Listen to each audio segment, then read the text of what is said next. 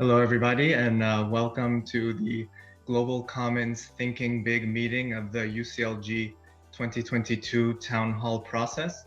Before yielding the floor to my Secretary General, Emilia Saiz, just a few technical remarks. Just please ensure to keep your microphone muted when you're not speaking, to leave your video on if possible. And please note that we have interpretation in French, English, and Spanish. So without further ado, I'll leave it to Emilia. Thank you. Well, thank you very much, Massimo from the UCLG policy team and one of the focal points for our UCLG town hall process in this very exciting 2022. And welcome to all the partners and friends that are joining us today. These meetings are closed meetings, actually, only by invitation. And they are meetings that need to help us advance the discussion on critical issues for our municipal movement. As you know, United Cities and Local Governments is a century-old movement representing cities from all over the planet, big and small, but also local governments and their associations. And it has always been at the very core of the movement to think about the future, to think about the challenges that we all had, and being very mindful already in their first conference in 1913 that the challenges that cities are facing and were facing back then, even before the Great Wars, they were too large, too big, too complex to address them alone as cities in the individual countries, but also as single sphere of government. And this town hall process, this process that you are all part of now, is the result of a long-standing tradition of our membership and our organization to liaise with organized civil society for the international policy-making processes. And in particular, I see it personally as the legacy of the Sustainable Development Goals process and of the Habitat 3 process, where we were able to exchange a lot with organized civil society and other stakeholders to ensure that the messages that we were bringing in the urban era to the international community were built together, not only as an sphere of government, but also in contact with the communities.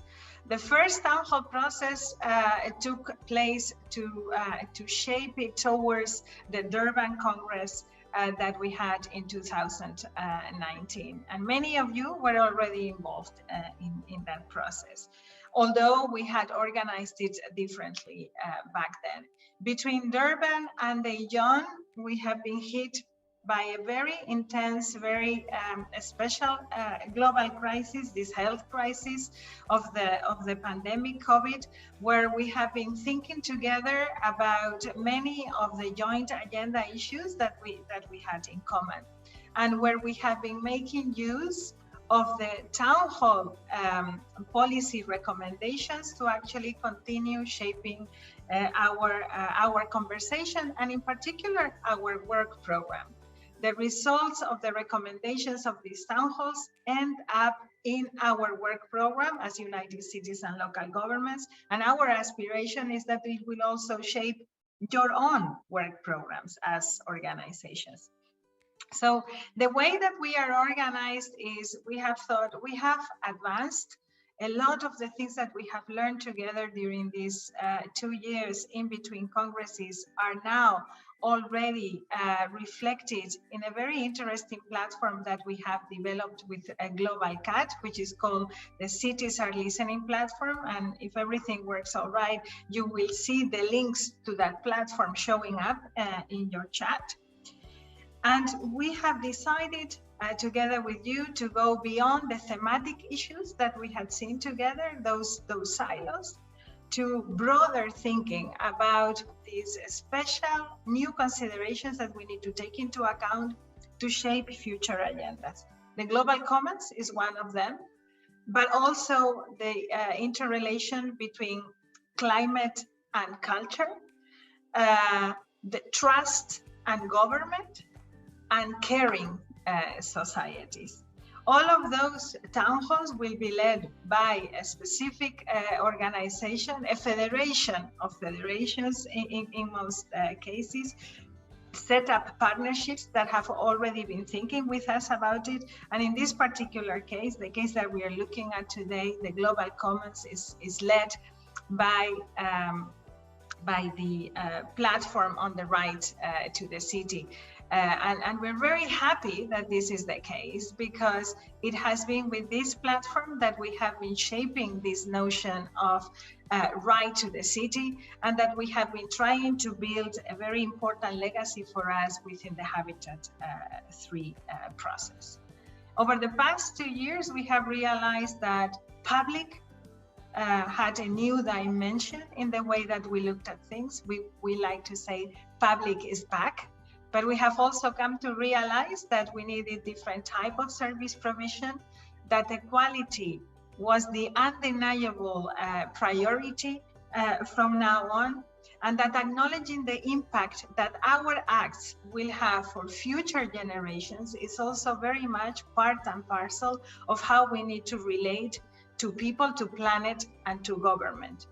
And that it will determine the way that we look at the commons, and what we define as commons will determine our new social contract for the future. Preparing for that new social contract, United Cities and Local Governments proposes to develop a pact for the future, a pact that will determine the actions of the international municipal movement, and that cannot be possible without your inputs. So no pressure, that's the challenge for the coming months. It's about thinking big, it's about putting ideas together, it's about finding our commonalities, but also challenging one another to think further. Is internet a new common? Do we need to put housing in a different space of the commons? What are global commons, and how do they differentiate between the global and the local ones? If we define new commons, do we need to define new competencies for local governments? And can we link this with a new notion of citizenship that is no longer attached to national governments only? Or can we think about a new generation of human rights? I think that's the implication of our discussions today. So we really look forward to having this discussion with you. I am very pleased to have with us some of the critical organizations that have been walking the talk and help us shape this agenda. So beyond the global platform for the right to the city, you will hear Lorena in a moment. We are very happy to have with us Open Society Foundations, Accord, and the Cities Coalition for Digital Rights, because we think all the issues that you are dealing with, that we have been working on together, are a very important part of this discussion. We have also invited Unicef and FIO to be with us here, because we think the responsibility that we have with future generations, how to involve children, and how to make sure that whatever agenda we developed is adequate for children's rights, but also in that responsibility with the time perspective for future generations is extremely critical. And of course, food systems might need to be rethought, and the commodification of food might need to be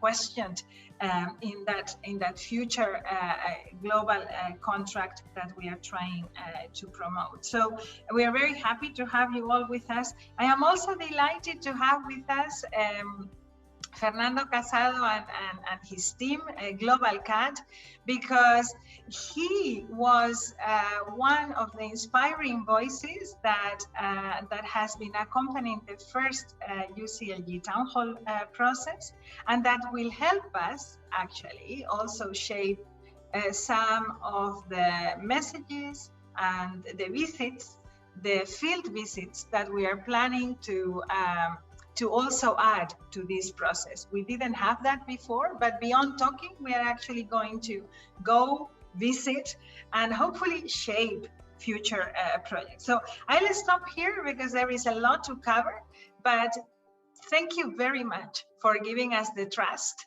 and thank you for thinking with us. And now, Lorena, on behalf of the global platform for the right to the city, give us some ideas on how you are looking at this town hall and what you expect from it. The floor is yours.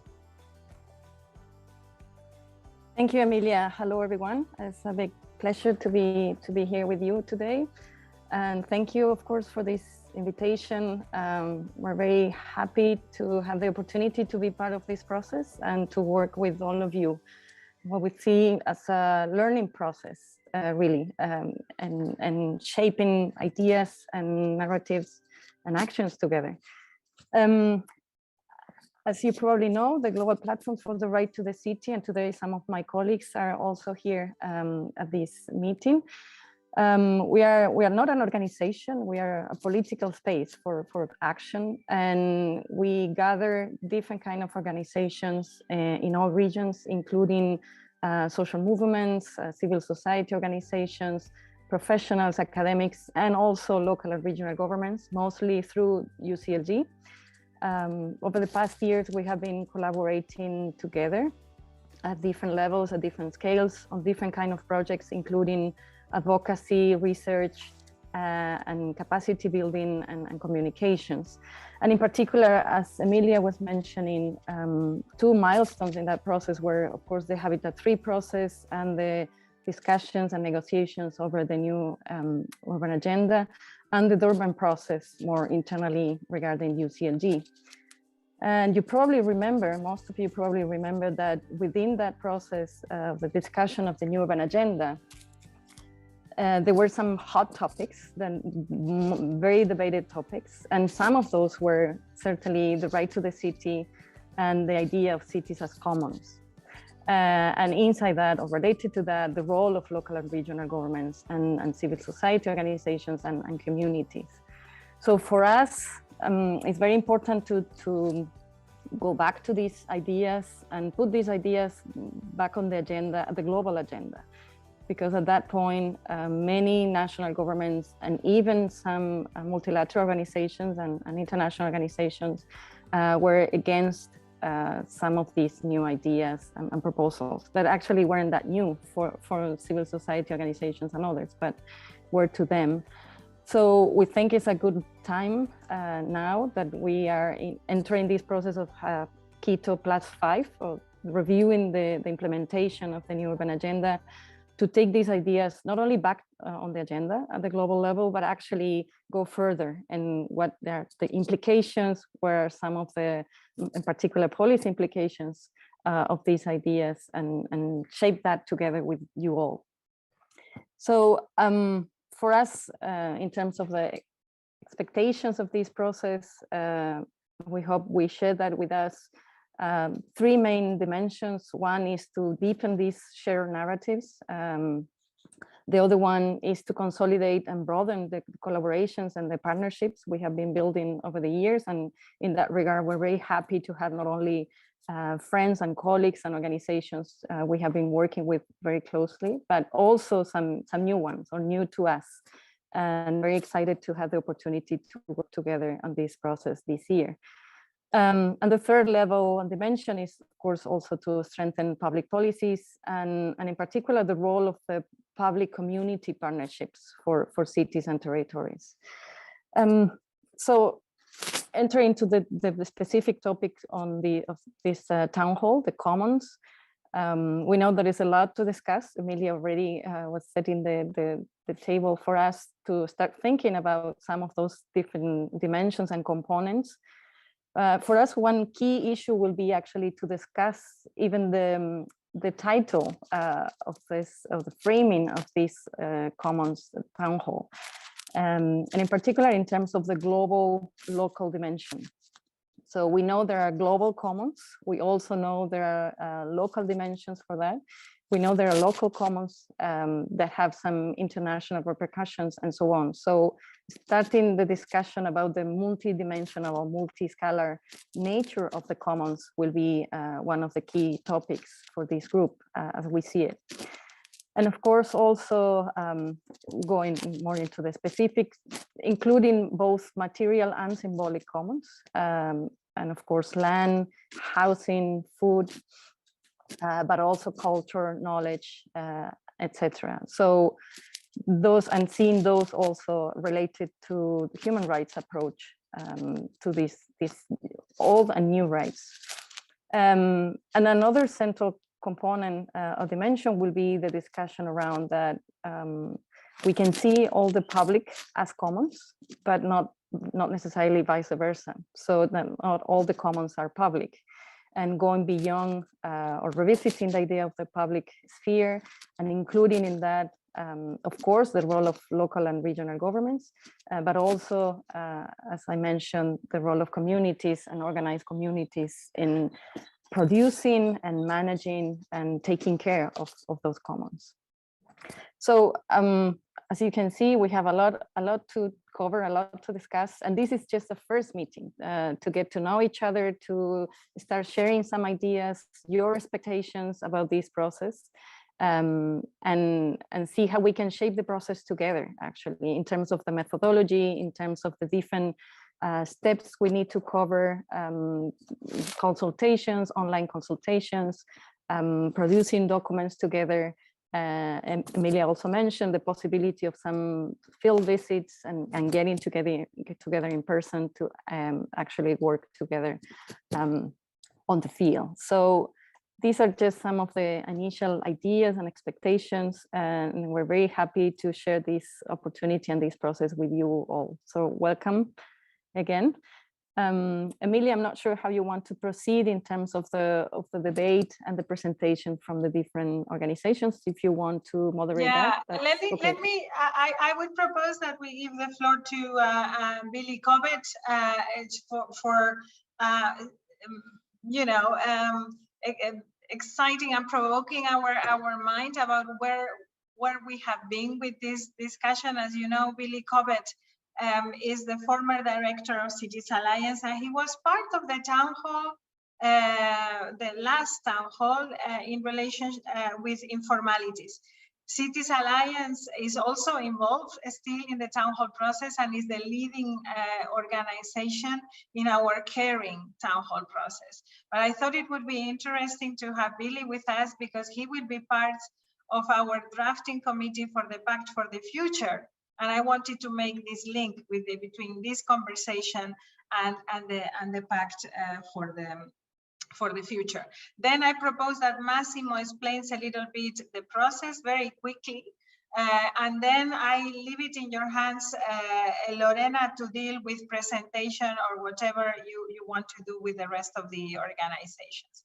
So first we will listen to Billy, and I wanted to share with you that my sense is that the process of the town hall is almost as important as the recommendations, as the final paper, because it creates partnerships that accompany us during our work program and in between meetings and in between congresses, and we want to make sure that this is the case in this occasion as well. And another thought that I wanted to leave with you is that we have heard talk a lot about new service provision and innovative service provision in the context of the pandemic, and one of the questions of our constituency is whether those new services are actually to be seen as new essentials, and what does it mean for this discussion that we are having here. And it will talk immediately also with the caring town hall, but I just wanted to leave that as part of the conversation for the many meetings that you're going to have discussing this. Billy, 5 to 7 minutes for you to give us some thoughts about how you are looking at this topic from your perspective and your experience. Thank you for being with us. As always, Emilia, a pleasure, particularly if you invite me and give me 5 minutes to be provocative and unaccountable, which is a wonderful combination. So as always, I enjoy the UCLG approach, particularly the town hall and the focus on land, housing, and services in the context of the commons. And I see these as key in informing the perspective of local and regional governments' responses to the two big linked existential threats. Number one, growing and rampant inequality. And secondly, the impacts of climate change. And it's clear in my own mind, you cannot solve climate change without addressing inequality, because it is a big driver of climate change. Both of these require comprehensive changes to production and consumption.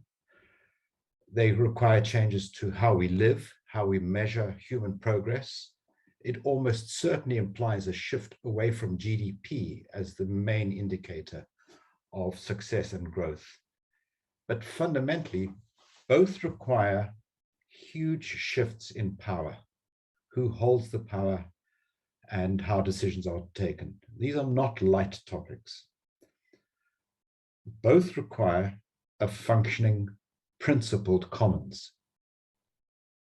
But currently we have less commons and we have more actions that promote individual, ethnic, national, profitable, divisive approaches to these global challenges.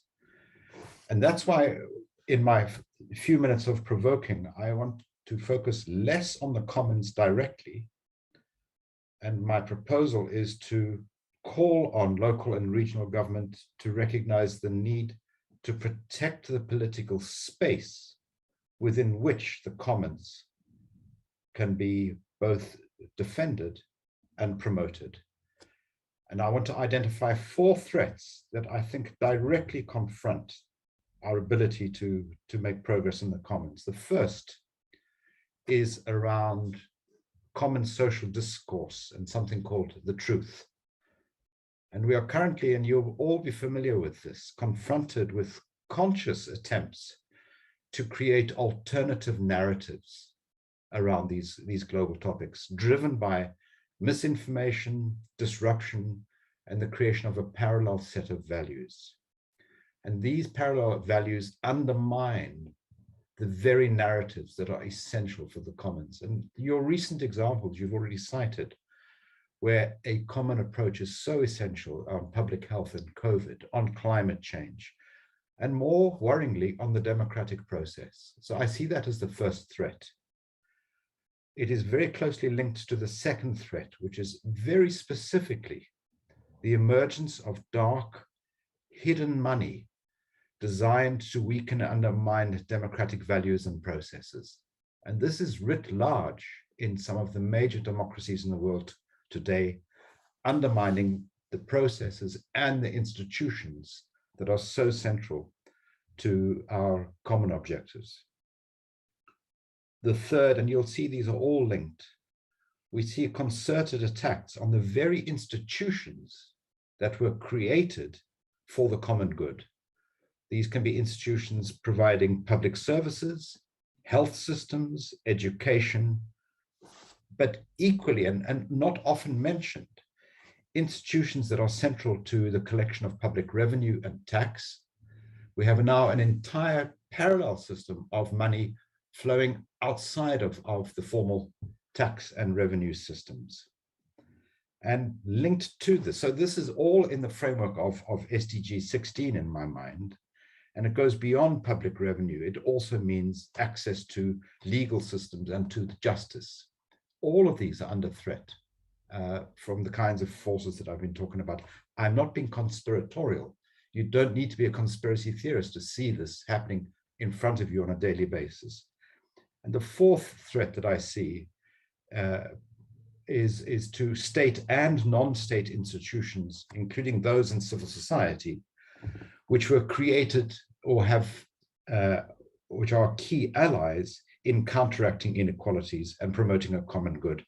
And this is a diverse range. It includes the media, In fact, it's first and foremost, in many ways, the media, because real information and transparency is one of the greatest enemies against the forces I'm talking about.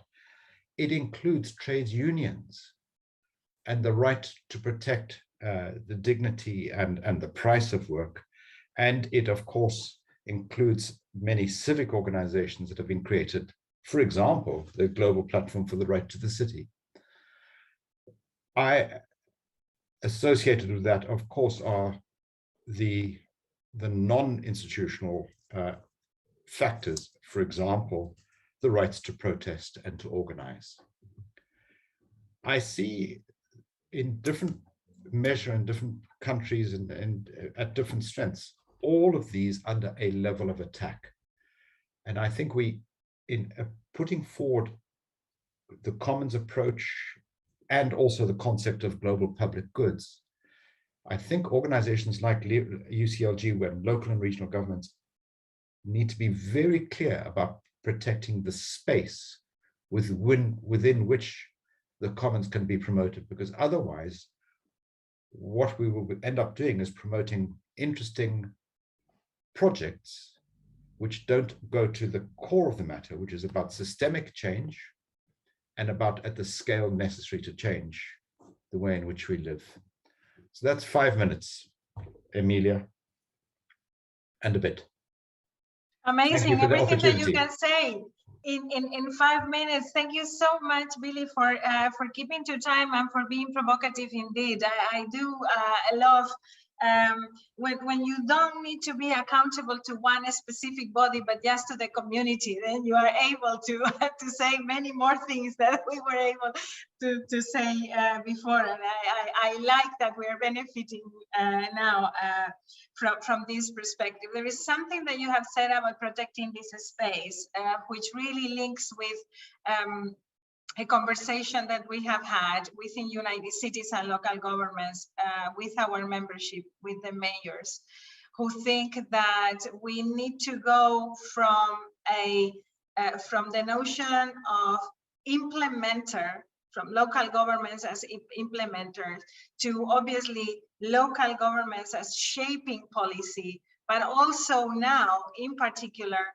as local governments political actors. And then what does it mean to be a political actor? Political actor as in those that are tasked to be safeguarding aspirations and dreams of communities, and not necessarily providing all the answers to communities, but it's a co-creation process. But it's a little bit what you're saying about protecting this space, protecting the institutions, protecting the notion of commons, etc. I hope, Lorena, that you also find yourself in many of the things that Billy has put forward. And now let us go back to explaining how the process looks like, so that everybody is able to have the same information, and with the same level of information, we can start a round on perspectives about this conversation and shaping the next steps. So thank you very much for that, Billy. And now over to Massimo, defining the process, because there are a couple of things we haven't shared yet about the roadmap and also the caucuses that are going to be accompanying the different town halls. Massimo, in your hands. Thank you so much, Emilia. So colleagues, if I can have the presentation up, and I'll quickly go through the process of the town hall and the roadmap. So essentially, I'm not seeing the presentation yet. Great. So if you can go to the next slide, please. Perfect. So this is the structure of the town hall made in a simple graph over here. And as Emilia was mentioning earlier, I mean, this idea is rooted in the cities our listening notion, which has been accompanying our advocacy with civil society since the 2019 town hall, which culminated within our UCLG Congress in Durban with the Durban Political Declaration. As you know, there are 4 town halls in this 2022 process. We're gathered over here today about the global commons. We also have trust and government, climate and culture, and caring systems. And just to mention that these thematics not only reflect the strategic objectives of our organization and most of us here, but as well reflect the thematics that are key within the UN Secretary General's Our Common Agenda report. So as you know, there are 4 leading organizations, 1 per town hall. Today, we're here with the Global Platform for the Right to the City. The others are General Assembly of Partners for Trust and Government, the Climate Heritage Network for Climate and Culture, and Cities Alliance for Caring Systems. And each of the town halls have participating organizations which engage in co-creation, eventually leading to one of the main outcomes, which is to put this advocacy on paper through policy recommendations. And that will eventually be presented to the UCLG membership through our policy councils and consultation mechanisms and governing bodies, and also be contributing in part to the Pact for the Future. And what's important to mention this time around is that we are also having 3 cross-cutting caucuses on youth, feminism, and accessibility. Their representatives are here today, and you'll be hearing from them later on in the discussion. They'll be looking at those priorities from a cross-cutting angle throughout all of the different 4 town halls. So if we can quickly go on to the next slide, please. Over here, we have the members of the different town halls of Global Commons and Trust in Government. And if we go to the next slide, you'll see the members from Caring Systems and Climate and Culture. And in the next slide, we'll have the roadmap and well, over here, the caucuses. So World Enabled, Twiro Commission, and the Youth Caucus. So this process kicked off on the 14th of January. We had a meeting with the leading organizations to bring everyone up to speed on the different processes that are going to be going through this time around. We met with the different youth caucuses, and over here today we're at a Thinking Big meeting of the Global Commons. Tomorrow we have the Trust and Government Thinking Big meeting. On the 31st, we have the Climate and Culture Thinking Big meeting. And on the 1st of February, we have the Caring Systems Thinking Big meeting. And really the idea behind this is to go deep into the different thematics and discuss them as a group, hear from everyone's expectations and priorities. And the deliberations that are coming out of these Thinking Big meetings will be discussed and followed up on during our UCLG retreat, which will be meeting between the 21st and the 25th of February. Next on after that, we have deep dive visits envisioned for each town hall throughout March, April, and beyond. And the idea there is to look at these thematics from the perspective also of a UCLG member of a local and regional government, and also start to discuss and define the initial outline of the policy papers.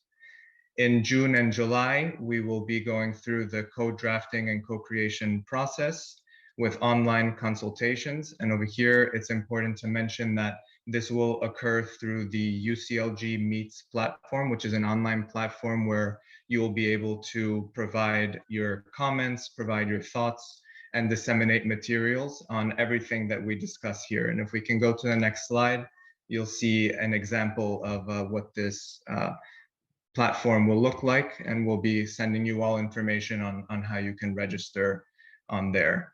And then in the next slide, well, all of this process it culminates in our UCLG Daejeon World Summit of Local and Regional Leaders taking place in 10th to 14th October, where the idea is to have this advocacy presented to the UCLG membership. So that would be it from my side. Happy to answer any questions, and I'll pass it on to Lorena Zarate from the platform. Thank you. Thank you very much, Massimo, and thank you, Billy, for those very provocative words indeed. I think for me, it's now even clear that this idea of thinking big is actually being radical, and being radical in terms of taking this as a political action, a political duty. And in that, seeing both the challenges and the threats, as you mentioned, they're global, that we experience globally, and we share at the local level everywhere, I would say everywhere, all over the world. But also seeing clearly the possibilities and the need to go further in our values and our shared narratives and the practices we have been trying to put together on the ground for many, many years, if not decades now. So thank you very much for that. So now we would like to hear from all of you, the different organizations and networks and institutions that have been invited to share this process with us, and again to help us shape this process together. I have a list here. Let me just remind us all that the idea for this introduction is not just to present yourself, present your institutions, but also your expectations, briefly your expectations about this process, and in particular, how you see from your institutions and organizations this idea of the global commons and why they're relevant for you and for today's world. So from there, we can start to identify some of the key topics that we need to work together during the coming months. I have received a notice that the representative from the city's Coalition for Digital Rights have changed. I'm not sure if that's accurate.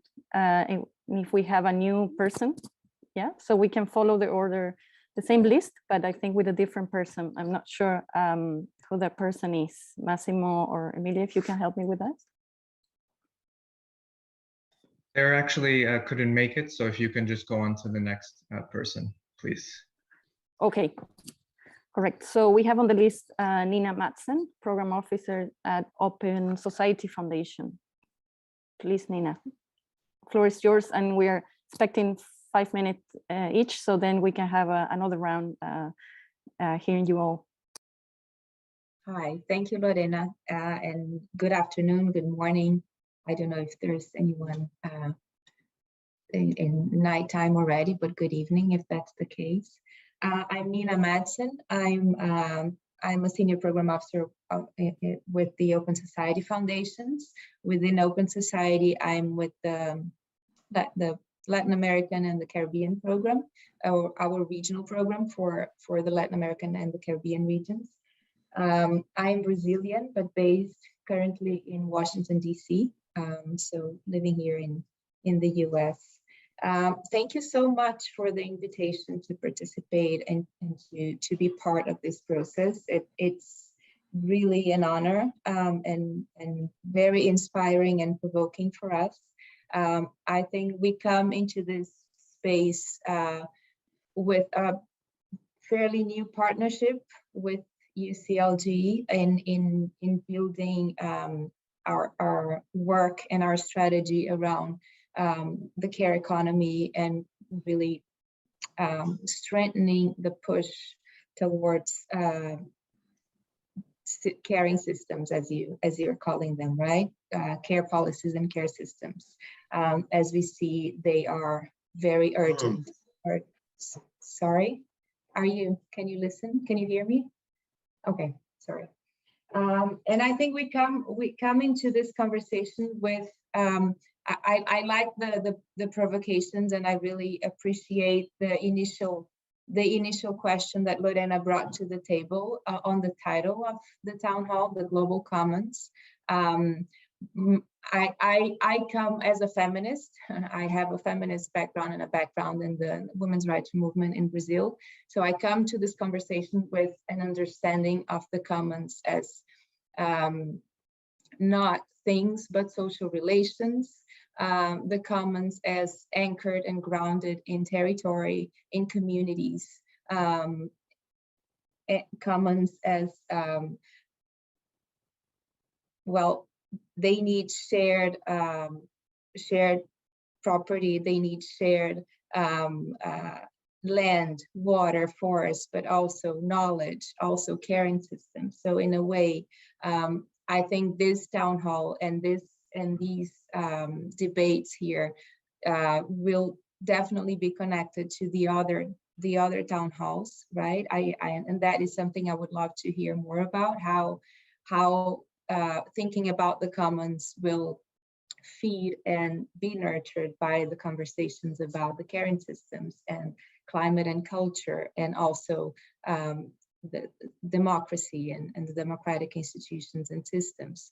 I think we as Open Society Foundations also come into this conversation with an understanding of a moment of deep crisis in the world, and really committed to joining forces in facing these crises. I think we have a strong commitment with pushing for participatory and direct democracies and democratic institutions. We are really committed to climate justice and definitely with gender justice and racial and ethnic justice, especially in our region in Latin America and the Caribbean. These are important priorities for us. So how all these pieces connect and how we think about the commons in that larger framework, I think is something deeply interesting and inspiring for us. And I'll leave it at that and hope I can contribute later on to the debate. Thank you so much. Perfect. Thank you very much, Nina. A lot of topics already on the table and perfectly on time too. So thank you. We go then to Karishma Raju, General Manager of Accord. Thank you, Lorena, and good afternoon to everyone. I'm Karishma Raju, and I'm from Accord, which is the African Center for the Constructive Resolution of Disputes. And in terms of the work that we do, the primary focus is on SDG 16, in terms of having to work with peace and security issues, particularly across the African continent, and having to work in countries that are in conflict and countries that are coming out of conflict in the context of peace building work and post-conflict reconstruction that we are doing, as well as a new initiative that we are focused on in terms of global peace, within which our partnership with UCLG has been the main focus.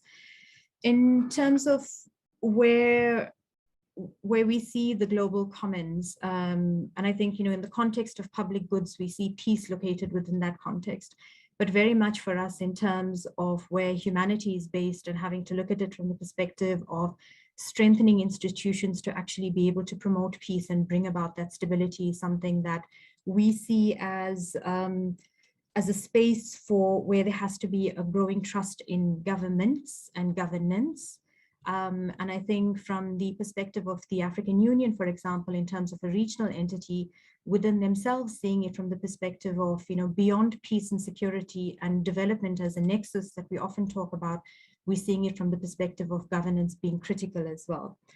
The relationship between people and decision makers has become quite critical and quite important. But I think what the pandemic in terms of bringing us that level of commonality amongst us has been how we start to embody qualities of not only trust, but qualities of equity and tolerance. And I think what William referred to within the context of the right to democracy, protest, organizing, we're seeing more and more polarizing spaces. And I think the important role for cities in particular, recognizing that when we see where these conflicts and trends for security threats are moving, a lot of it is very localized and the nuance is being placed within those perspectives. So for us, is seeing an increasing role for cities. Yes, there will be member states that will play that role, but what we are recognizing is that at the local space, at the level of the city, where we see more protest action, more conflicts and violence, coming to the streets, how will we be able to see that within the perspective of the global commons from that lens? but also more broadly within the perspective of poverty, unemployment, and inequality that is actually lending itself to crises across the globe. I'll leave it at this point for now, and I have some other thoughts in terms of as we go forward. But thank you. Thank you very much, Karishma. Very, very important topics indeed, and to see peace also as a public good and as a common good, that will be a fascinating discussion. Then we go to Marcella Villarreal, Director of Partnership Division, Food and Agriculture Organization, FAO. Please, Marcella. Muchas gracias, Lorena. Thank you very much indeed. And thank you, Emilia, for bringing us together. I think this is really important. These are unprecedented times, and we do need to think big. And thinking big can only be done when we do it together. So from the Food and Agriculture Organization of the UN, of course, we are going to have a specific view on what the global commons are. And of course, it has to be related to food and food security for all. So we very much welcome this focus on the global commons. Let me start adding to the ones that have already been mentioned, and I fully agree with the discussion up to now. So, of course, air. Air is one of the biggest global commons we have, and one that people can go almost without any problem, just dumping massive amounts of waste, either from a corporate perspective or from an individual perspective, and not necessarily paying the costs. So air is really up on the agenda. Water, of course. Water, 70% of all fresh water in the world goes to agriculture. So we need to have a much better use of that precious resource going through agriculture, but also looking into how it's used within cities. There's a number of countries that are already in acute water scarcity situation, and this, of course, relates to conflict. And I really appreciated the comments that were just done right now on conflict. Peace is fundamental to food security, and food security to peace also. But let me just go a little bit further and expand our idea of what these global commons are. Like, for example, the genetic material of plants and animals. We know that right now the world is losing on biodiversity at a massive scale. Nature is declining globally at rates that are definitely unprecedented in human history. I think around 1 million animal and plant species are threatened with extinction right now within a few decades. And this is much more before than in human history. And this is not only an issue of the values and the principles behind biodiversity. It's a very clear link between biodiversity and the ability to feed humans in the future, those in the cities and those not in the cities too. So, and these again, all of this is linked to climate change and to inequality. I really appreciated the comments by Billy. And of course, climate change affects first and foremost the farmers, especially the small scale farmers who produce most of the food we eat, including in the cities.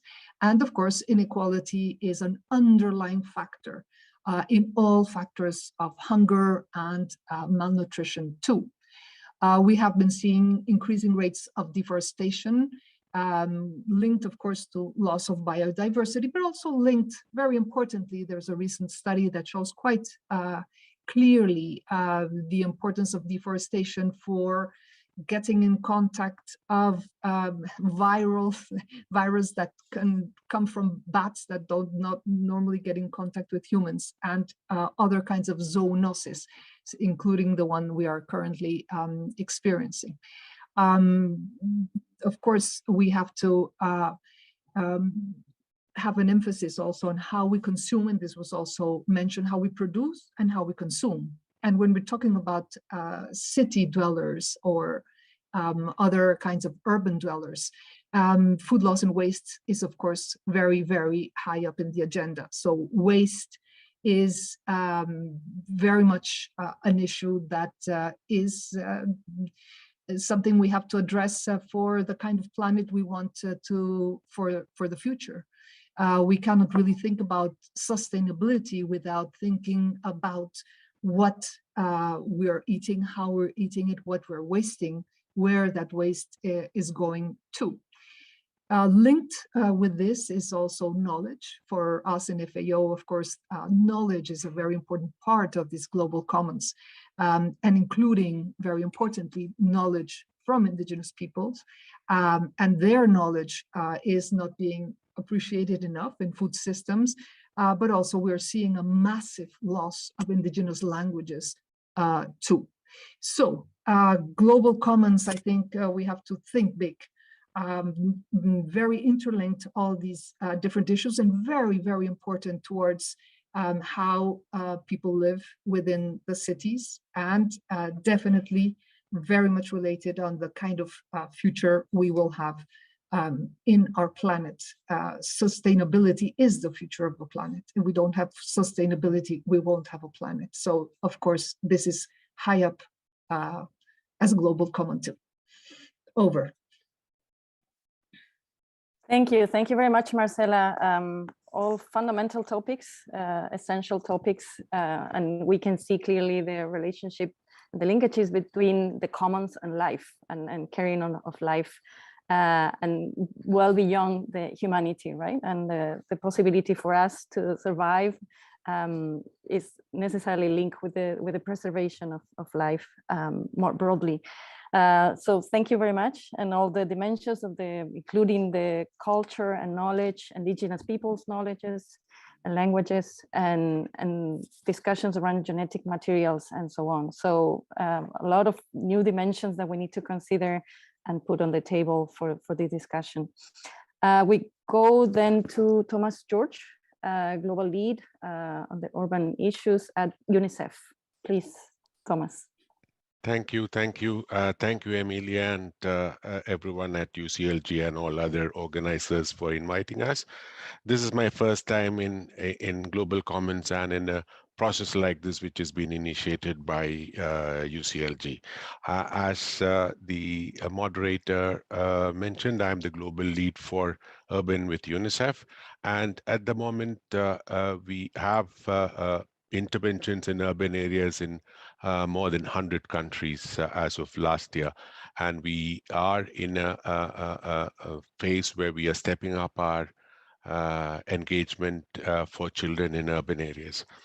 So there are lots to say, but I don't know what exactly to say here in this forum and how to start and where to start. But I would start from a comment from Billy, which said that he spoke about the growing and rampant inequity in urban areas and in cities.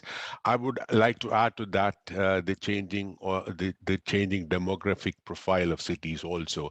The cities are becoming younger and younger, and maybe in a few years' time there'll be more than 50%. Some estimates say 60% of young people cities will have a population of more than 60% of young people that is below 18, especially in some continents. So this is something which has to be factored in very seriously.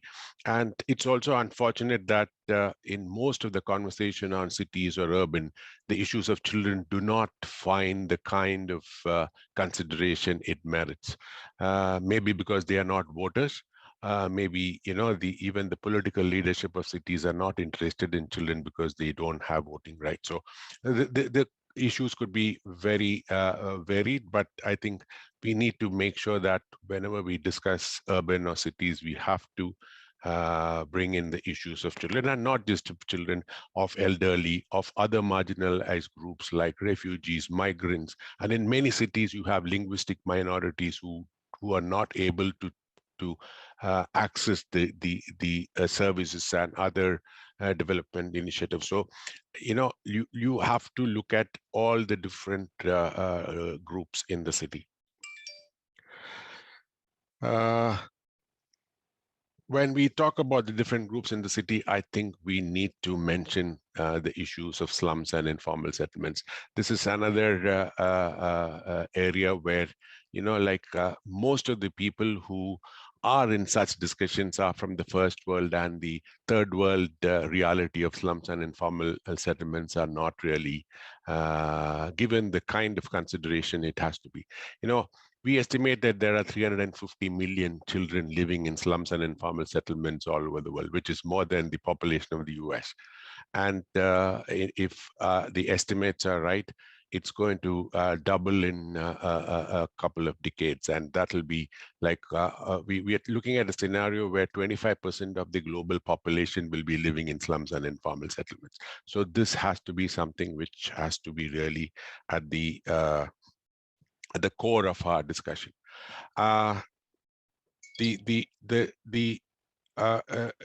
Together with the issue of slums and informal settlements, what I want to bring to this discussion is also to look at the regional variations. The issue of children in Latin America is not the issue of children in Asia or sub-Saharan Africa or the situation of children in parts of Europe. So, you know, how do we factor in the regional variations? This is one major area.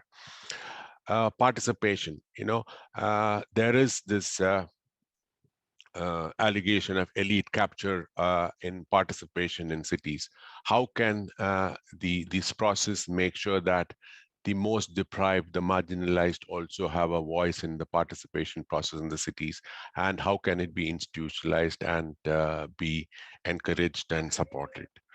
I have one more point that's about the capacity of cities. You know, decentralization is a buzzword now, and in many countries there might be policies for decentralization, but the capacity of cities to operationalize this decentralization is not uniform. So how can we make sure that the decentralization capacities of cities is also factored into our process? The final point is, like, as I said earlier, city averages or national urban averages mask the inequities. Again, coming to your point, Billy, how can we make sure that these are factored in properly into our discourse? And I would suggest that a lot of work has gone into developing the urban monitoring framework with more than 72 indicators which are there. Why can't we use those indicators to have an evidence base which can inform this process? Over. Thank you. Thank you. Thank you very much, Thomas, for this new set of topics on the table again. Very, very important ones. And I really appreciate your multi-scalar approach to this, both to the threats and challenges, but also the opportunities. So you highlighted the regional dimensions, but also the intra-city dimensions or in subnational dimensions. So I think this is very, very important for our discussion. And of course, moving beyond the topics and the themes, to think about different sectors in the population and in particular children and youth as part of that vision for sustainability that also Marcella was talking about. No? Thinking about the commons is not just thinking about the present, but thinking about the past and thinking about the future. So I think we also need to put this temporal dimension into our discussions. So thank you very much for all these inputs. We now move to Marta Verani, actually to go deeper into this discussion around youth and children. She's representative from major group on this topic at the Youth Caucus. Thank you very much, Marta. Thank you so much, Lorena. It's great to be here. As you were saying, I'm here representing the Youth Caucus, which is such a great initiative that you started this year. And I'm representing, in particular, the Migration, Youth and Children platform, which I co-lead. We're part of the Major Group for Children and Youth, and we represent thousands of organizations, of youth-led organizations, youth-focused organizations, and individuals from across all regions of the world. And specifically, our purpose is to amplify the voices of young people, as well as children's, with migrants front and center in issues that matter to them. And so we do that by doing capacity building, we do consultations, we do advocacy, in decision-making spaces, whether it's at UN, such as or intergovernmental spaces, global, national, local level. And throughout these years of engagement, we've definitely seen the importance of change and of discussion that happens at the city level. And so we're really honored to be part of this process now with you all. I'm definitely honored to be here. So thank you for the invitation. I guess there's been quite a lot of provocative interventions and questions, and definitely a lot to think about from your interventions before this. So I'll try to stick with a few things and raise a few thoughts from our side, and maybe start thinking about what are some of the issues that, from our knowledge, from our side, we could raise as maybe being considered global commons or things that we should consider. And so we think about resources that pertain to all of us. Definitely our shared health, environment, peace, integration, education, resources that we see as going beyond our national borders in their impact, and in fact give us the duty to give equal access to for all. And so at the moment, what we definitely see is that only some of us have this access, and there's a need to recognize and address this inequality. And I guess as part of my CP, the advantage we've had, I guess the part we've had is that we've had the opportunity to talk to young migrants and youth organizations from around the world. For instance, in 2020, we consulted with more than 150 organizations from 79 countries, representing more than around, I guess, 80,000 young people, including migrants. And of course, we've seen through that a lot of very specific regional local nuances, which I have no time to go into right now, but we also heard some key patterns on this kind of like transnational patterns that I think might be worth raising now. And definitely one of them was discussing global public health, as these consultations also were held at the start of the pandemic. And so, which communities within them who can access vaccines, health, what kind of obstacles do they face? We definitely also saw that the future of work came on way earlier than predicted. And so there's a rapid need to reskill and meet demands for that, for those changes in the job market. But I think what was probably most evident is that young people are feeling an extreme urgency when seeing the increasing number of young people that are being left behind. And maybe, I'm painting this, through the lenses of COVID, but it definitely exposed what I would say are pre-existing and widening disparities in issues that other people take for granted. And so when we talk about, income levels or migratory status or other discriminations getting in the way of people accessing public spaces, human housing, we've seen that in the context of forced returns during COVID, migrant detention, the lack of access to financial support for lost income, the, lack of firewalls that prevent access to basic services, as well as human rights, or even access to formal labor market and all the opportunities and services that come with that. Another thing that was highlighted over and over again, and I don't think it's been mentioned as much to now, is also access to education. And that's obviously something that's very important for children and youth, and something that will affect the future of our and future generations. And we've seen that disparity grow because of legal and in the case of migrants, obviously documentation issues. But sometimes it's more subtle, comes in the forms of specific requirements, or also intersectional when we also look at the intersection between income level and migratory status. So obviously loads to talk about. So just wanted to offer these initial issues as kind of a starting point and some of the key concerns that come from our constituency. We definitely welcome this topic of discussion. I think it's clear we're seeing mismanagement of basic access to basic goods in the way that our global system is structured at the moment.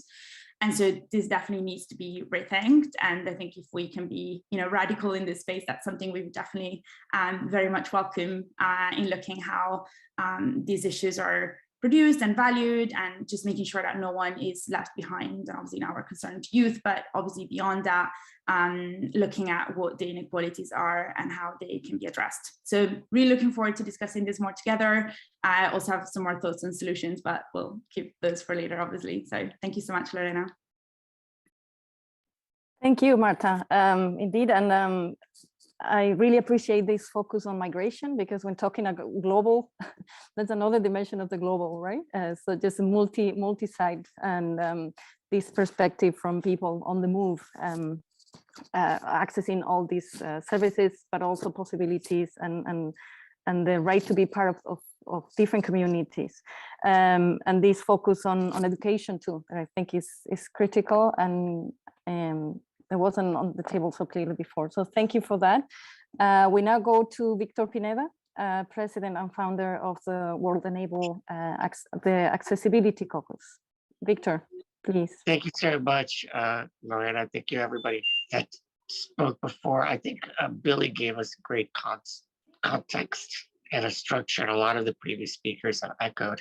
For the Accessibility Caucus, I think this town hall represents really a historic opportunity to accelerate the local implementation of the inclusion targets of the Sustainable Development Goals. Accessibility is a cross-cutting issue, as we all understand, and particularly addresses the two existential threats of climate change and inequality. Now, I think when we hear from Unicef and we hear from so many other groups, we understand that every community and demographic experiences agency deprivations because of inadequate design. And although accessibility is oftentimes linked to major stakeholder groups in the UN system of persons with disabilities, of which I am a member of, and I've helped address and create legislative changes in many countries, as well as with the negotiation of the UN Convention on the Rights of Persons with Disabilities. It's a topic that transcends all of these other groups as well: women, youth, older persons, migrants who might have difficulty speaking a language, where they change places. Accessibility in terms of access to information and communication becomes really important not just to people that have visual impairments, people that have other communication challenges. So I think what we saw with the pandemic is the fact that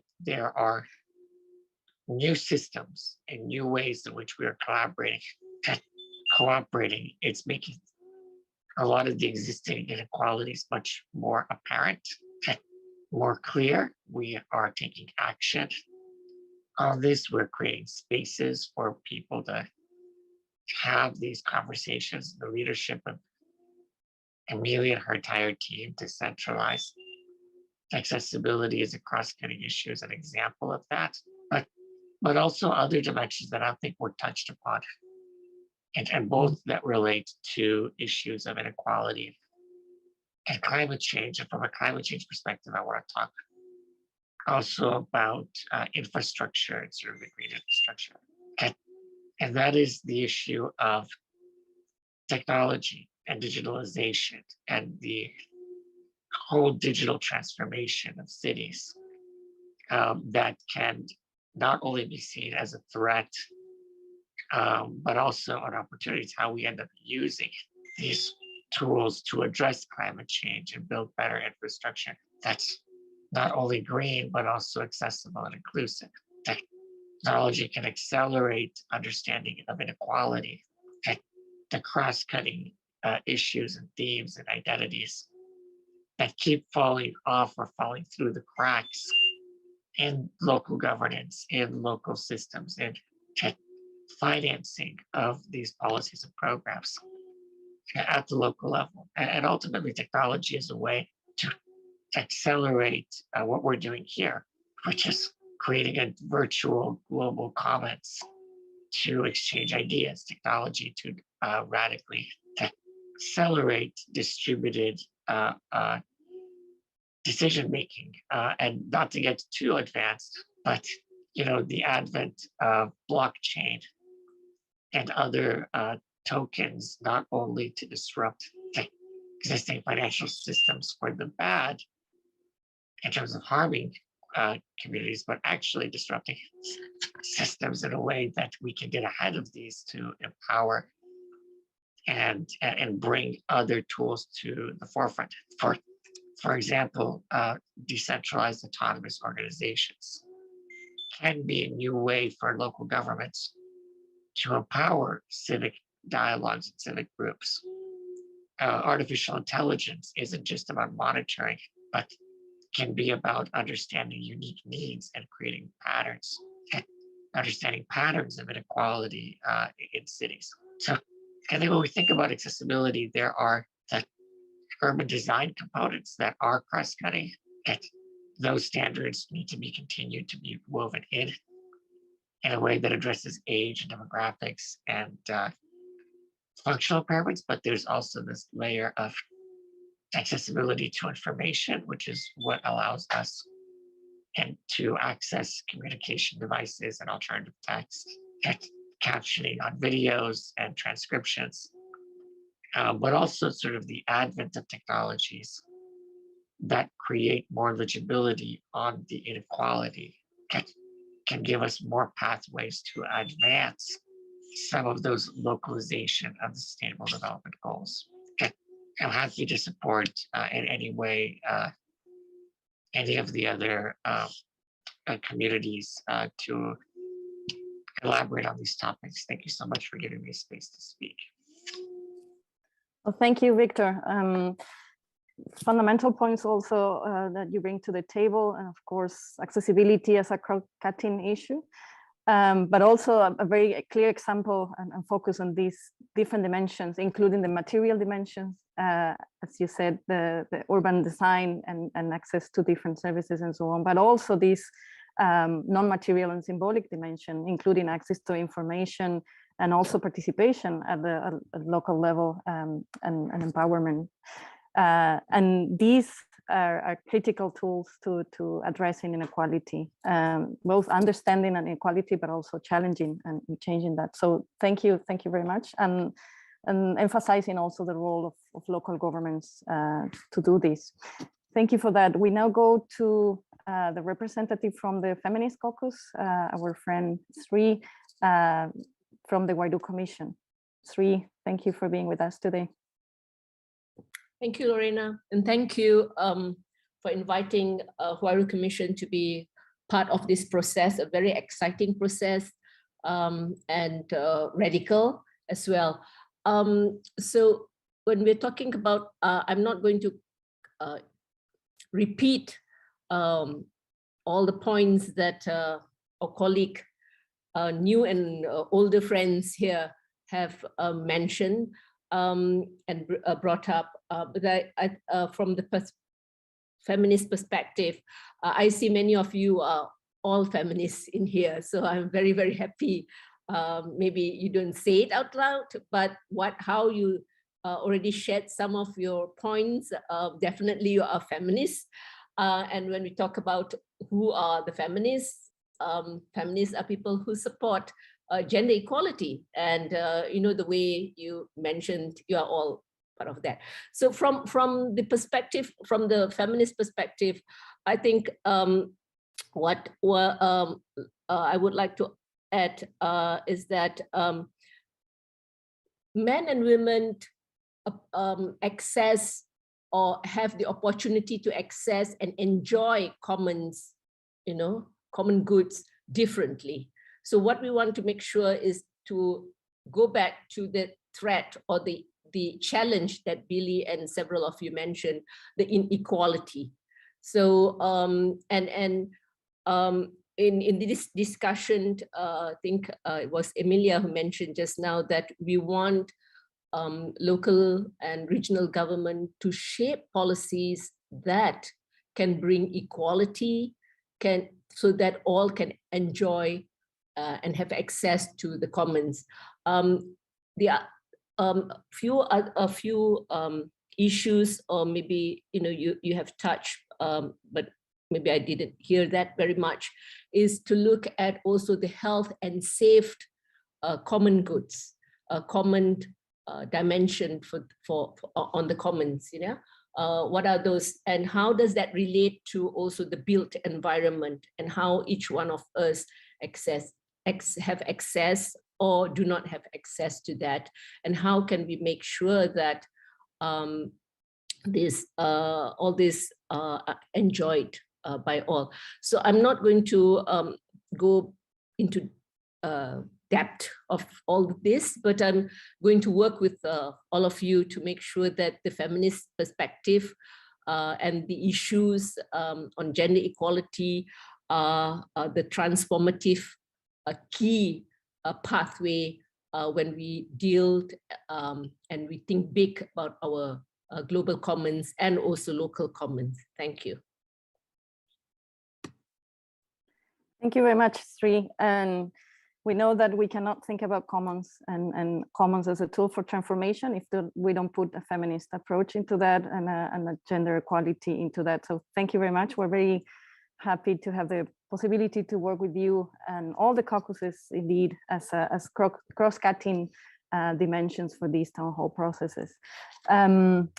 Now, let me add to the list our friend also, Alex Frediani, who is working with a team of academics with UCLG, developing the inputs and contents for what they call the GOLD report that is focused on inequality and has a component on the commons. So we know that you're making some progress on that, also as a collective effort.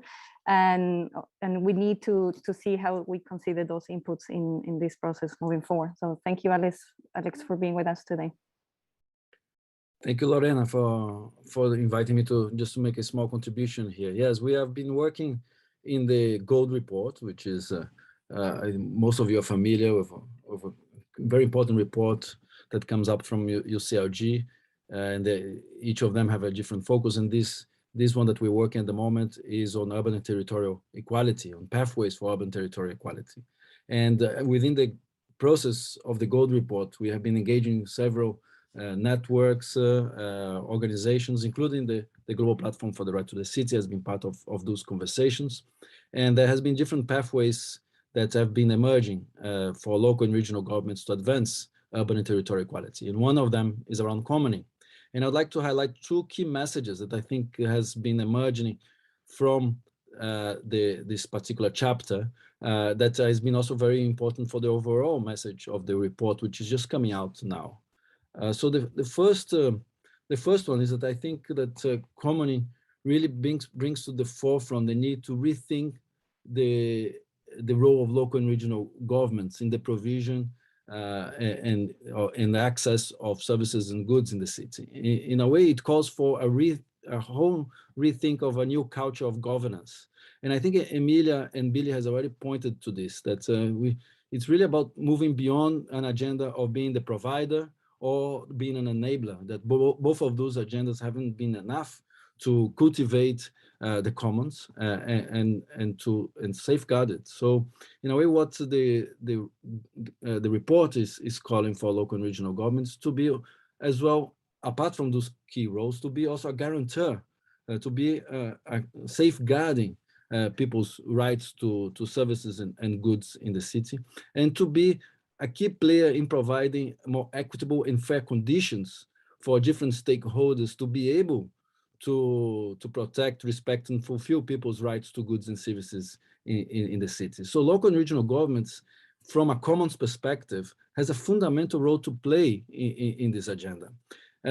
But nevertheless, this is not an easy conversation, because often within our discussion, commons end up being also quite difficult to reimagine the role of local and regional governments in sometimes that agendas that can be associated with the rollback of the state and for the state not to be so active. So it's really important to emphasize this new culture of governance that brings local and regional government really as a guarantor and also as an advocate that I think that Emilia was making reference to it as a political actor to be shaping agendas and calling for further commoning.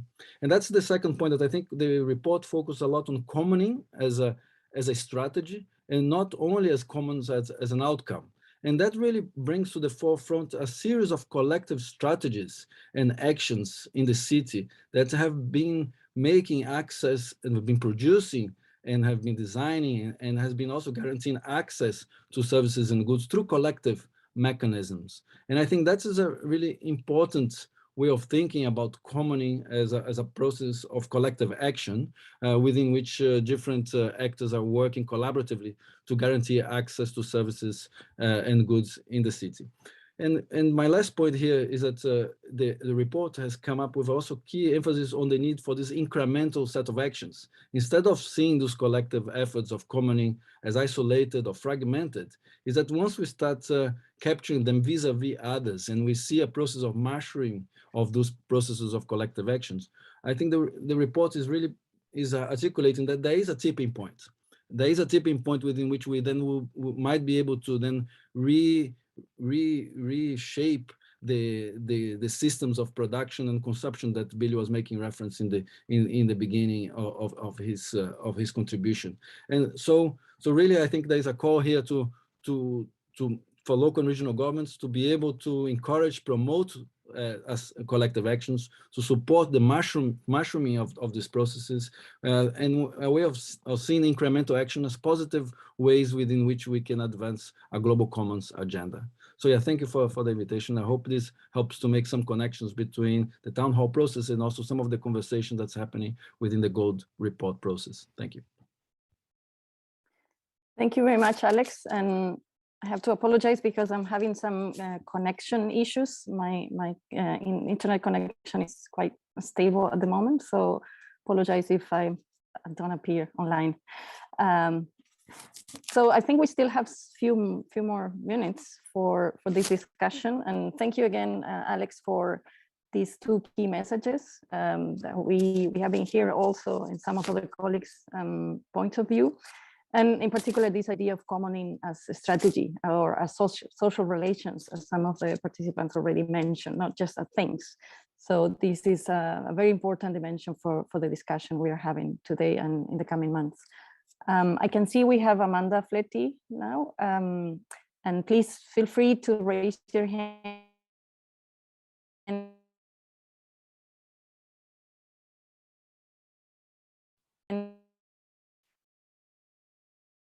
Amanda, go ahead, because I think we have lost Lorena, and others that might want to intervene, please feel free. It's open floor. Thank you, Emilia. I will be quick. I just wanted also to react a little bit on what Alex was saying, because I can hear Lorena still. Okay, I'll go ahead.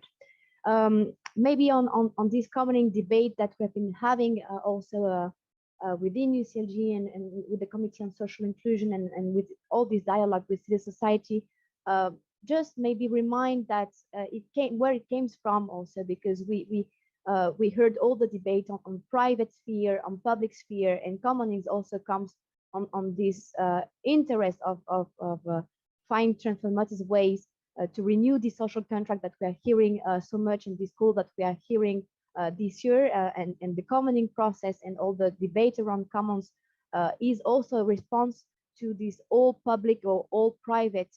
And I think we should remind that that it is also a way to see how local government can offer public services facing very important global challenges like financialization, and we saw it with all the housing debate we had, and also maybe to make a quick articulation between human rights and commons. I think Alex has been explaining the link between how commons are a collective action and the link with human rights, which has been this universal agenda to protect the rights of individuals, and commons comes here to reinforce these individual rights through collective action. So I wanted to maybe also to share that we should definitely try to see all the concrete practices that come from our membership, from our local government, from also our organization, because commons are something very concrete. That's what we see also in the work with Gold 6. And this concrete experience shows that it's not about topics, not about thematics, it's about process and the way to do it. And we can talk about common goods to talk again about water, about non-racism. I remember the city of Torino who claim non-discrimination as a common good. It's also about cultural space in the city. So it can be about very different topics, not only about access to direct services, but it's a way to do it. So thank you. Well, thank you very much, Amanda. Allow me to take the facilitation over, but I would also like to invite Sophia, who is here from the platform, to provide some feedback. But first, maybe back to Billy Covet for some comments after what you have heard. And colleagues, please remember open floor, right? So I would be able to see more hands if you raise them. Billy, comments from your side, and then Sophia and others. Billy? Oh, thanks, Emilia. I didn't mean to want to come back, but two comments. One is just to reinforce, and I'm not seeking to be complimentary, the value of this process that UCLG has initiated. The town hall that we got in the first case in Durban and continued is just fantastic, and it's exactly what builds this common narrative and the commons. And power to your elbow. This is so important. There may be scope for you to reach out to non-traditional partners and not always organizations that see things exactly the same. I think that is vital. And the second is just to thanks many people for the reaction to my introductory comments. Just to reinforce, I think, Emilia, a little bit of what you said, and that is, it does beg the question about UCLG not just being that facilitator, but actually taking quite a clear, I use the term carefully, a political position. It's a small p, but articulating very clear positions and statements, as opposed to being the all-embracing and all-encompassing church of local and regional government. I mean, we're in very difficult times politically, and I think UCLG's voice as an actor needs to be heard stronger than before. That's it. Yeah, thank you very much, Billy. It's a challenge how you do that, right? And you need to put some things on the table. And I see Lorena is back, so I will leave the floor to you, Lorena. But since I have the floor, allow me to use it just to put back some thoughts from our perspective as well. How do you, I mean, what are the things that we need to consider for our membership and with our membership about being a political actor? What does it entail? And I really welcome the inputs from Alex on some of the findings of this commenting chapter of our triennial report, Gold.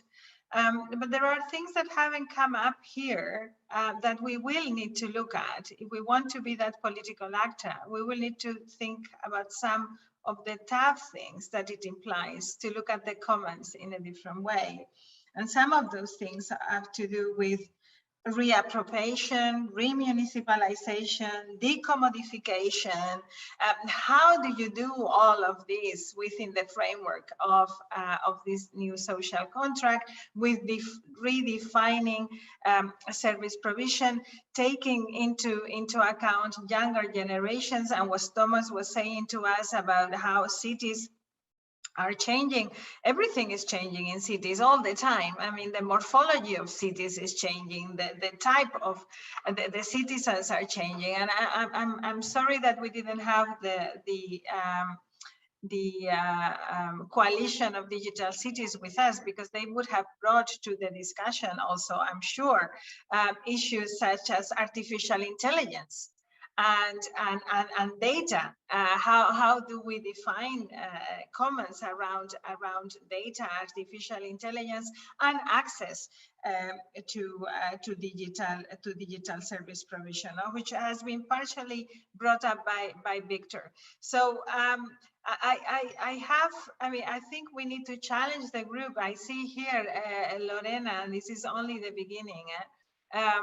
To think about what kind of transformative governance this will imply, and it will talk directly to to the government town hall and the trust in government, and the transition to the caring systems that we were discussing in the other town halls, going through the climate discussion. So it's all very much interconnected, but I think that some of the staff issues around decommodification, for instance, around the whole issue of land and housing, we really need to deep dive in this and find the right partner. So also a final comment from my side is fully agree that we might need to involve others in this discussion. So think about it when you are defining the questions that we need to address. We can further define who else should be in this conversation. So thank you for this so far. And back to you, Lorena. Hopefully your connection remains stable for the half hour we have left. Back to you. Yeah, thank you, Emilia, and apologies again for the technical issues. I can see Victor has the hand up, so please, Victor. Thank you so much, Emilia. I run a research center at the University of California at Berkeley in the Institute of Urban and Regional Development. One of the areas of research has been around municipal finance and how do we create the mechanisms to allow for the financing of these urban transformations to, advance the issues of equity, access, and inclusion. I think fundamental to the discussion is going to be the economics of this global commons and the capacity to create and articulate the value of inaction, or sorry, the cost of inaction, so that we have also an economic argument for doing these investments, right? Creating these structures that allow us to address the existential threats that Billy laid out. But I do want to just indicate that even though the Digital Rights Coalition wasn't speaking before, I would really urge us to look forward. I think it's always important to understand what is the moment we find ourselves in. It's a moment of disruption, and not only look backward and look at the things that we're losing in terms of the threats, but look at the things that we might be able to gain during this disruption in the future if we look at the opportunities. So my comment on financing is that a very simple assessment is that a lot of cities get philanthropic funding to do some initiatives. But philanthropic funding, at least in the US, is about $800 billion. And the new forms of funding on social impact, social ventures, are increasing to 18 to 25 to 30 trillion dollars over the next few decades. So I just think there's new mechanisms that are evolving, emerging, that we should have some serious engagement in terms of what the frontiers of municipal financing could look like as well. Thank you so much. Thank you for that, Victor. I don't see any other hands up. Please, colleagues, if you have additional ideas, perspectives that you want to put on the table, reflections, anything, we still have a few more minutes.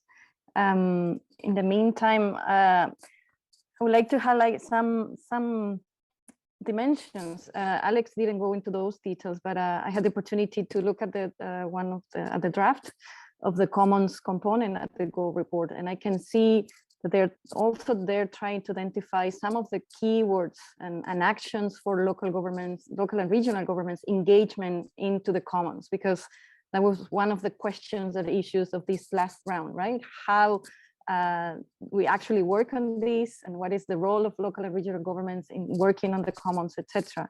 So they identify 5 keywords, okay, 5 key actions. And one is to protect the commons. The second one is to mediate. The third one is to invest, and this relates directly to Victor's last comment. The fourth one is to scale or scale up, and the fifth is the remunicipalization of these commons and services and assets, as Emilia was mentioning too. And this actually, I think, links clearly with also the idea of commoning as practices, as the strategies, and the emphasis that Amanda was putting on the how. So not just what at things or dimensions, but the how, because we also know, and you mentioned that, Emilia, this is a very dynamic reality. So we cannot pretend, and this process in the coming months and these papers are our discussions, to cover everything. We cannot do that, and that will still be moving on. So I think we need to be more quite strategic in how we approach this. So some key framing of the threats, as Billy was doing at the beginning, identifying some of the key trends that we need to address, but also those opportunities and the common opportunities beyond regional and national specificities and so on. And in that, the values, the key values that we need to protect and work together on, and how we do that, and some methodologies, some concrete examples, and so on. So maybe those are some of the things we can start discussing in the next meetings, how we shape these and the expectations in terms of what we want to achieve together, not just in terms of the products, but also the process, and the inputs we want to gather. Who is missing? I think that's one key question too. Who is missing in this discussion? Who else should be part of this discussion? And in that regard, we also welcome all your inputs and ideas. What kind of networks, what kind of voices we need to include in this discussion moving forward. I can see Thomas, you want to say something? Please go ahead. Thank you, Lorena. I don't know whether what I'm going to say was already covered in the 5 points you just mentioned. You know, the world over, the functional decentralization or the accountabilities for local governments vary.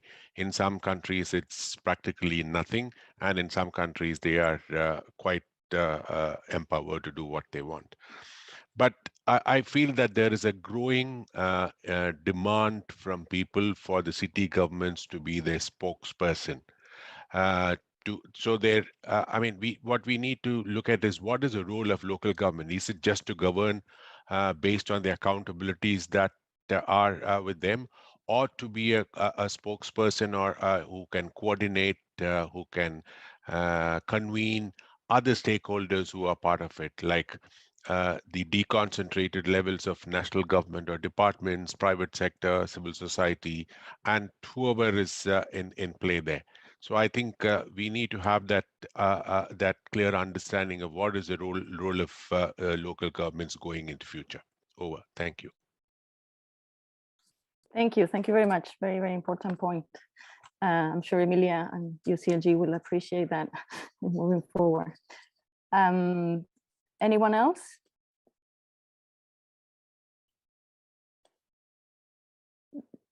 So I think we can then move to the next steps and the way forward. Emilia, back to your team then to help us. Well, thank you very much, Lorena. In terms of next steps, well, the town halls are a kind of self-organized, so it depends very much on how you want to organize and what you want to deliver. As Massimo was sharing at the beginning, what we have established is a frame.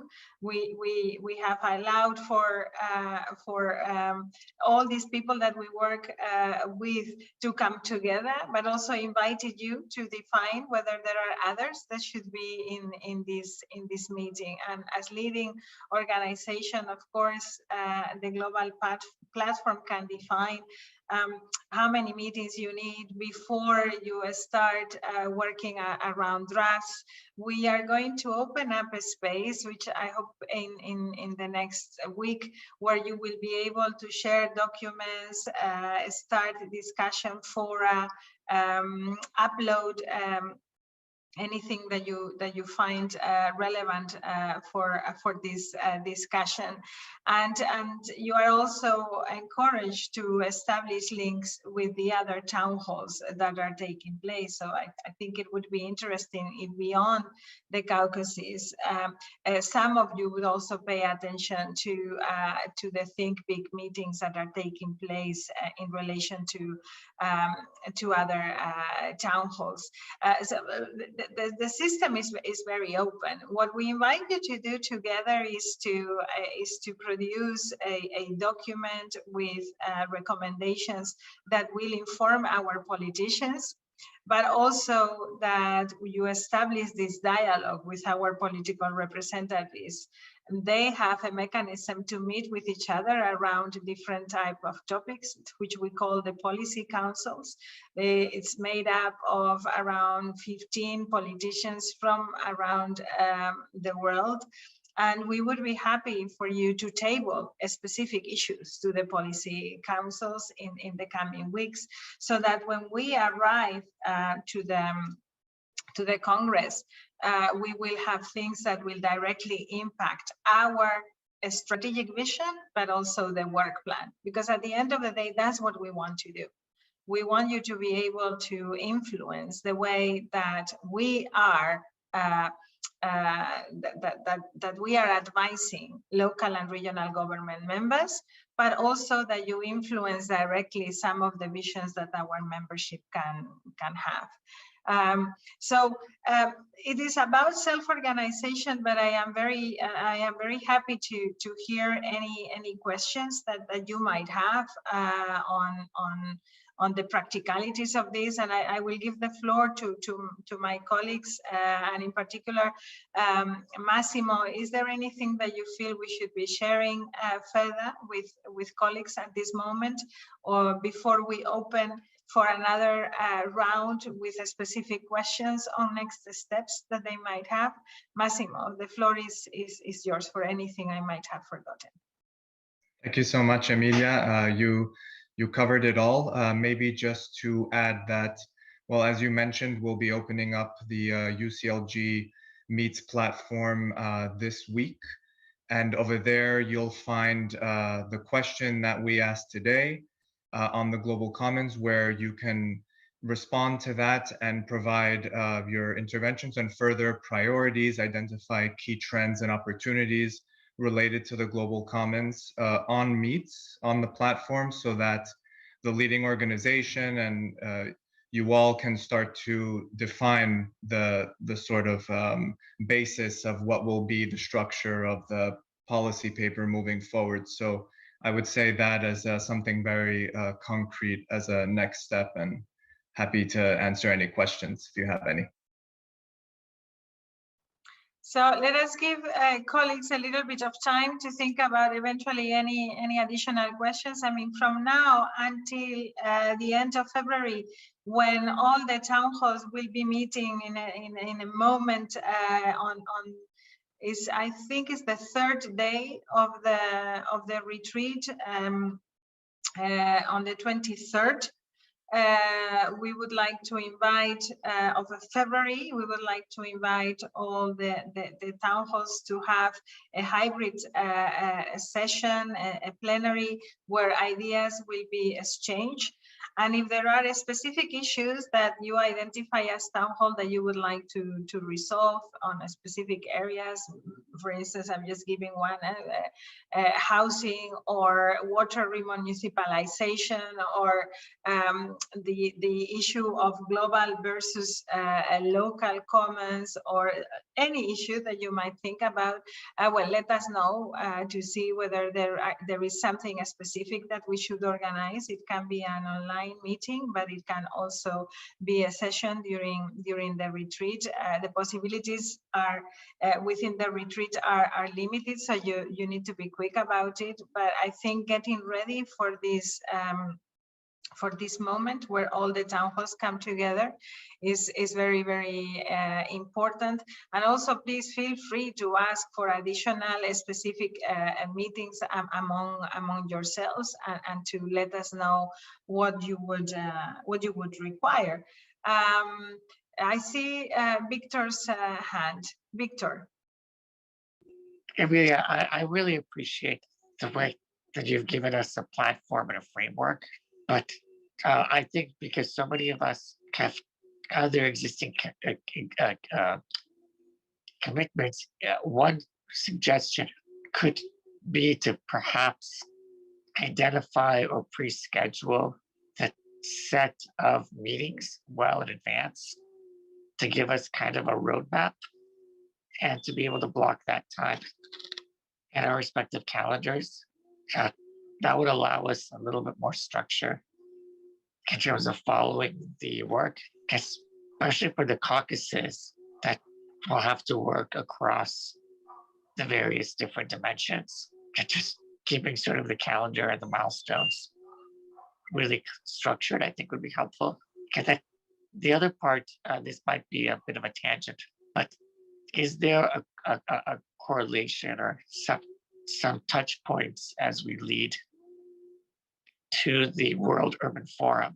Is there any provisions to having this Global Commons discussion at the World Urban Forum or other global urban events, high-level political forum, for example? Thank you.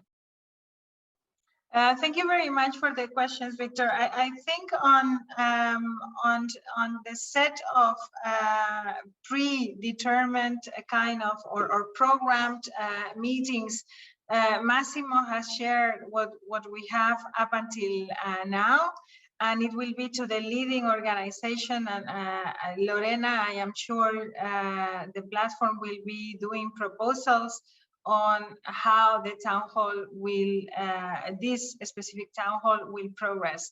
What UCLG is providing is the general framework, and the leading organization of each of the town halls together with you will determine what the next steps are. And UCLG as World Secretariat does not necessarily need to be there if you don't need us. I mean, we will cater to your needs, and we will make sure that we have those specific meetings between our leadership and yourself, and that we are able to discuss the findings. So this town hall needs to make a proposal, and the leading organization will be in charge of that.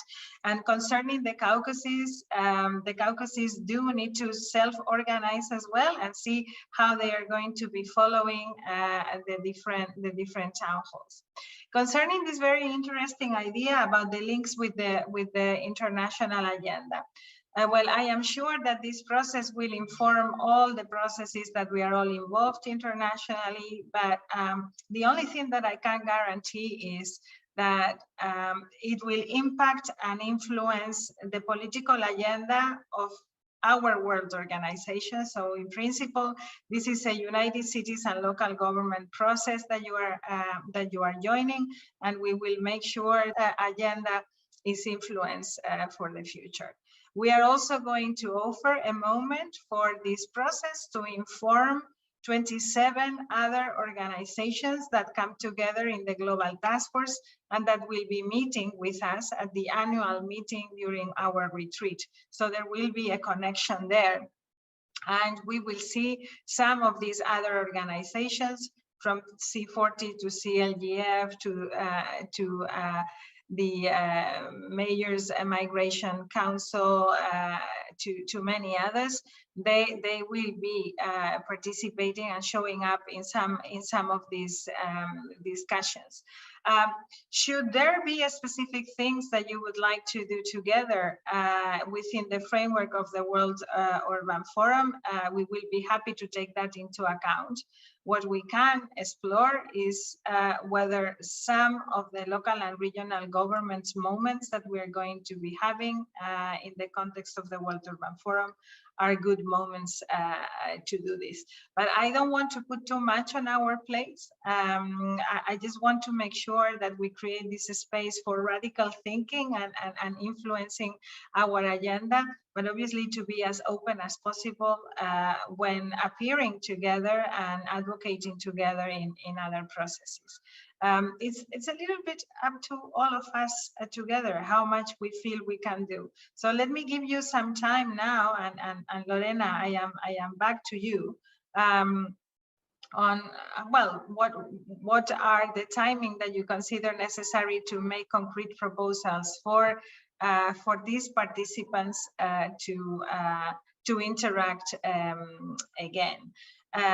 It is, I think that you need to answer yourself this question. What we expect from this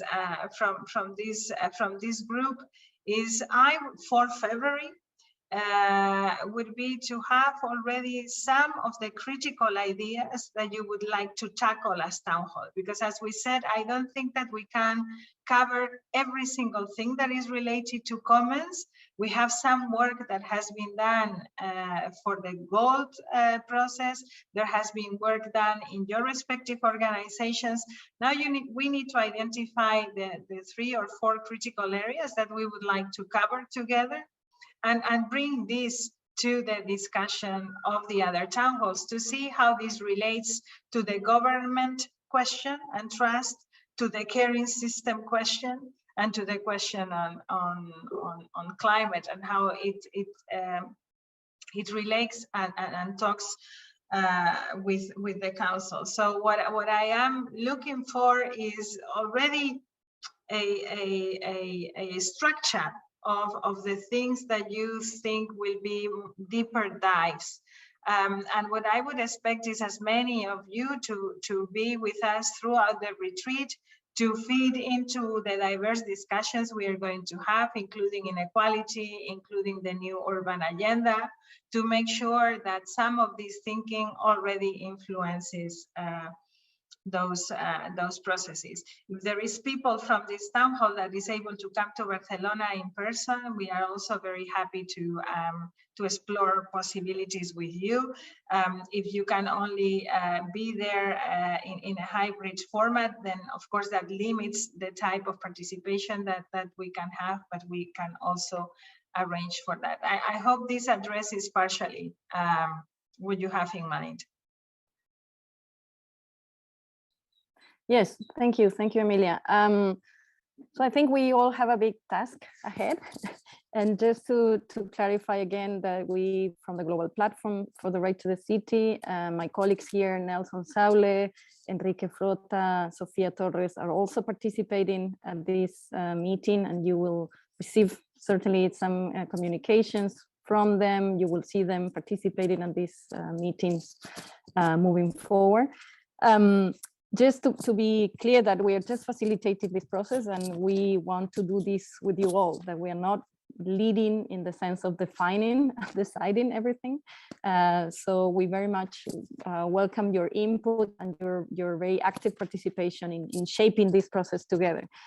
If I understood that correctly, so basically for the 3rd week of February, we will need to have a first concept note or a first paper, short paper, with some of the key ideas for us, and as we want to, how we want to move forward in this process for this particular town hall.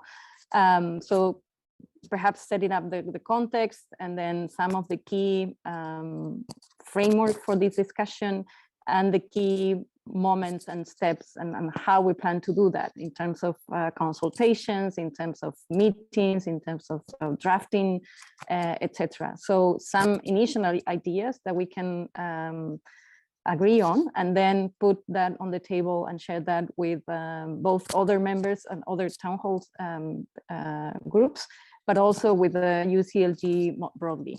So if we agree on that, then maybe a very concrete way to do that will be taking up the offer from Massimo and UCLG as using some of the online tools that you already have and the other town halls are also using.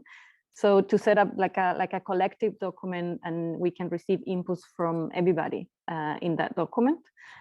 So please let us know if some of you or all of you will want to have a more active engagement, not just participating with some inputs, but also defining the framework of that document and facilitating that process. We'll be happy to have you on board.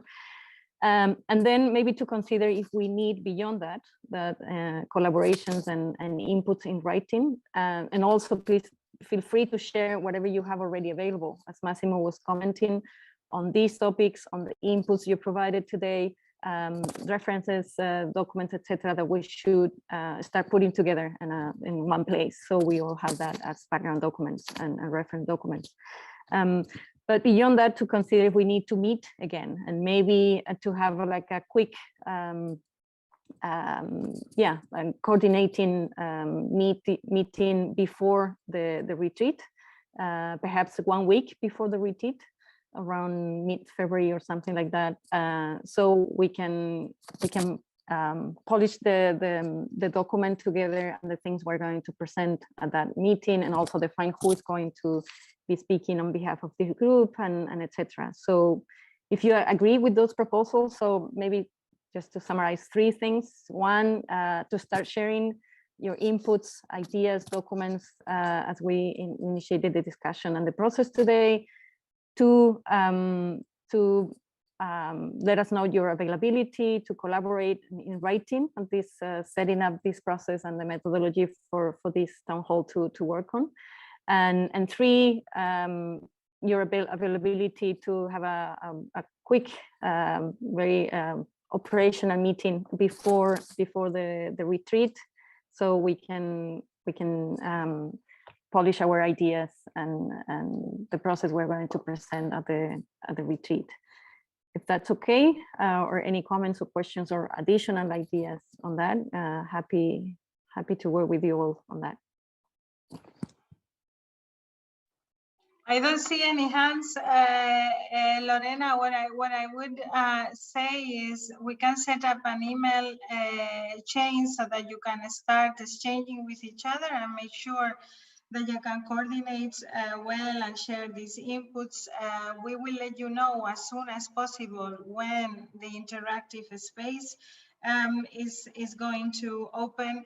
We will send you all the information on the retreat, the structure of the retreat that will be going out very soon, I think as soon as tomorrow, and we would welcome knowing from your side who would be able to be here, in particular in person, so that we can make adequate arrangements. If you have interest, just let us know, and then we will see what is possible and what is not. And maybe through that email chain, you can also exchange on possible moments to meet and define that operational exchange on process and methodology. We will also share as soon as possible a format for exchange in this town hall meeting during the retreat, where all the town halls are going to be meeting. And with your permission, Lorena, I give the floor to Maria Augusta Alarco. I see your hands. Please, colleague, or was that a mistake? I don't see it. No, hola Emilia, hola con todos. Mil disculpas, no puedo activar la cámara porque mi hija está en clase y en exámenes, y si lo hago puede complicarse. Simplemente hacer una pequeña pregunta, comentario general, porque entiendo que todo lo que hemos conversado en este último momento en relación a los 3 puntos, de empezar a compartir los documentos, colaborar y montar el proceso, las metodologías y compartir, digamos, y tener o programar esta reunión operativa es un elemento general para todos los caucus. O sea, en este momento los estamos trabajando específicamente sobre este componente, que son los bienes comunes, pero es similar para cada uno de los distintos espacios. Entonces, en ese escenario, nada más extender que estamos atentos a que se active la plataforma, a poder tener este espacio interactivo, que entiendo también será un espacio de repositorio en el que podamos tener los documentos que tú nos comentas. Sí, así es. Esas herramientas van a estar disponibles para todos los procesos, y todos los town halls, todos los cabildos se tienen que autorregular, porque como decía Lorena, es un proceso de co-creación. Hay una organización que va a tener más responsabilidad a la hora de escribir y de resumir todos los intercambios, pero ustedes deciden si se reúnen más o menos, si hacen todo por escrito y demás. Efectivamente, en nuestras manos, en las del Secretariado Mundial, queda que se abra ese espacio para que ustedes puedan intercambiar. Pero si ustedes quisieran pensar entre tanto en un espacio alternativo que crean adecuado, pues adelante para intercambiar por ahí, ¿no? Y aquí veo que Sofía está preguntando, está resumiendo esos 3 puntos sobre los cuales necesitarían retorno como leading organization. No sé si, Lorena, algún comentario más de tu parte para ya ir cerrando, porque estamos en hora, pero que no se queden preguntas por ahí, muy contentas de seguir contestando. Por tu parte, Lorena, ¿algún comentario más? No, Emilia, simplemente agradecer a todos y a CGLU y a ustedes por la confianza para poder trabajar juntos en este proceso. Muy, muy contentos y esperando las contribuciones de todas y todos. Gracias. Pues muchísimas gracias a ti, Máximo. ¿Algún comentario adicional de tu parte como focal point para este Town Hall? No, gracias. Solo agradecer a todos y todas y que nos veremos muy pronto. Perfecto. Pues thank you very, very much to all of you. Remember, it's a space of co-creation. The kind of inputs that you deliver can be very diverse. We do understand if you are not ready or available to do drafting, but you want to actively participate in the discussions. It's as important to us as you participating in the drafting. The process is important. If you have ideas about additional organizations that should join this process, we would be happy to invite others. But for the time being, we are delighted to have you all here, and those of you here have been helping us to develop this agenda. Thank you very, very much for all the support that you are providing to the municipal movement. Keep well, healthy, creative, and keep calm because times are hard. Thank you very much. Bye-bye.